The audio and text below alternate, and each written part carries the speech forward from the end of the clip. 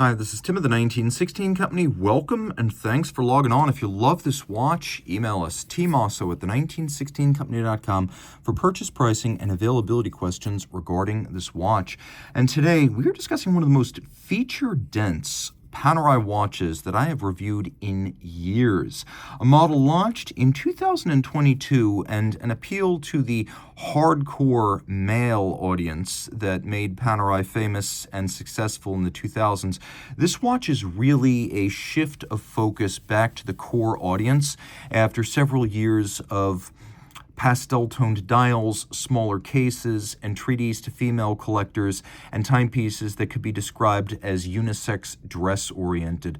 This is a watch for a large male wrist, and so Panerai is leaning heavily not only on its traditional Luminor flagship, but also on its long-standing association with the Italian Armed Forces. So this is technically the Panerai Submersible 47 3 days chrono flyback Forze Speciali. It's the PAM02239, and though it's rated at a 47mm case size, it seems a lot larger. Let's explore some of those dimensions and then talk more about the backstory of the watch. So 47mm in diameter, it is 19.9mm thick. 56.1 millimeters from lug tip to lug tip. There's a 26 millimeter spacing between the lug. Now, 47 is the claim. On the wrist, honestly, this feels bigger than a big pilot. This feels almost like wearing a clock. It's huge, and frankly, that's sort of the look.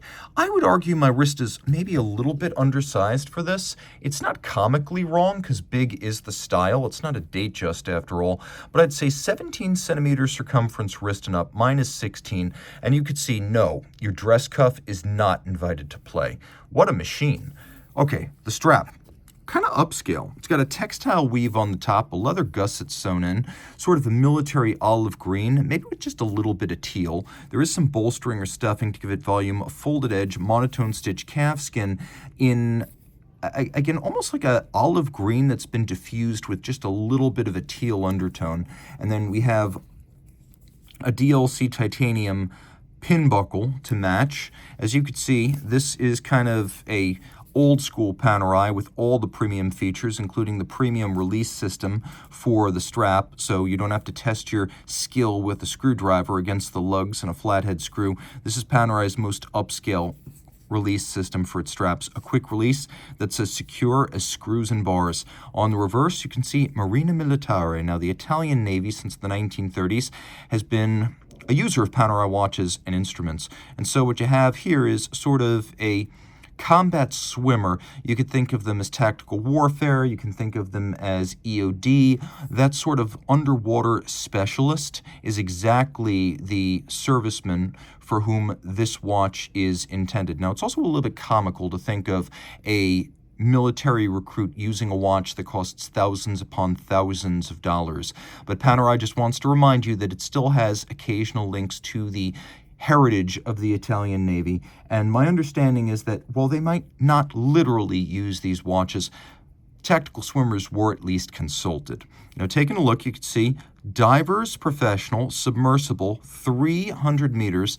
We have a titanium case that's DLC coated, so that is diamond-like carbon, extremely scratch resistant, with an unusual textured media blasted finish, which is really cool, subdued anti-glare, and quite appropriate to the image the watch seeks to project. We have the famed device protecting the crown with a roller bearing and a cam.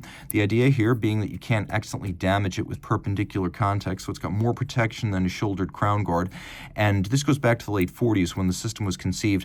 Instead of having to thread a screw-down crown in and out to set and wind the watch, just compress and decompress the seals. Preserves the stem tube, preserves the seals.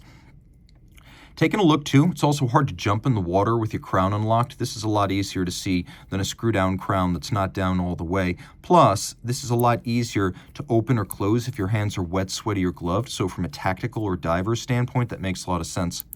We have a super chunky 60-click unidirectional rotating dive bezel. And the watch has a unique tactical gray version of Super Luminova, and I can't recall seeing it anywhere else but on Panerai models.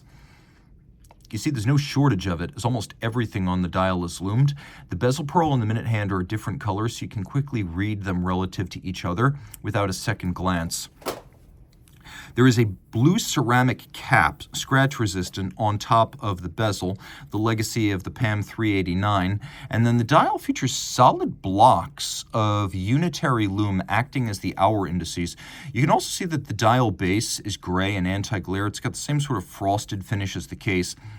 We have these gun sight style sub-registers for running seconds and chronograph functions that I will demonstrate now. By the way, take note, this is a center register, Lamagna style chronograph minutes. So you've got your chronograph seconds, you've got your chronograph minutes, and then you've got your chronograph hours, and that's how that works. It is a flyback, which means, kind of gives this away, you can reset and restart without first stopping, so you can time events that happen in rapid succession.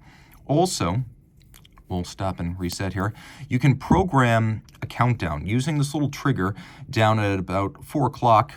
You can set the minute hand back, and you can set it back the better to count down. So when it reaches 0, that is the completion of the countdown. So if you just want to reset it, that's easy to do. You use the flyback button and everything's reset.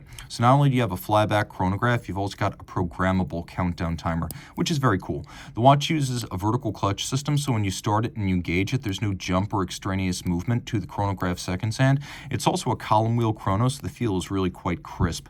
Taking a look at the underlying functions of the movement, you can see that this is the feature-packed 9100R 3-day automatic twin-barrel chronograph. Take a look at the seconds register there. See what I just did there? I hacked the movement and stopped it, but it also zero resets, so you can easily set this watch precisely to a reference time.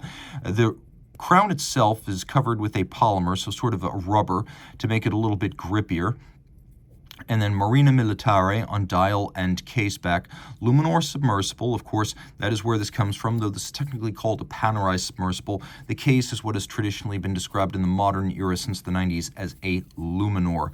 Through the back, it's going to be an automatic winder with ceramic bearings. It's got the zero reset system, 3 days of power reserve, 2 mainspring barrels, 4 Hertz beat rate, vertical clutch, column wheel, flyback, central register, 60-second chronograph, central register, 60-minute chronograph, free sprung with a full balance bridge, 2 barrels. It's a big movement at 30.9 millimeters diameter with 37 joules and a 9.55 millimeter thickness, considerable. But then again, this is a considerably equipped watch with a lot of functions and features.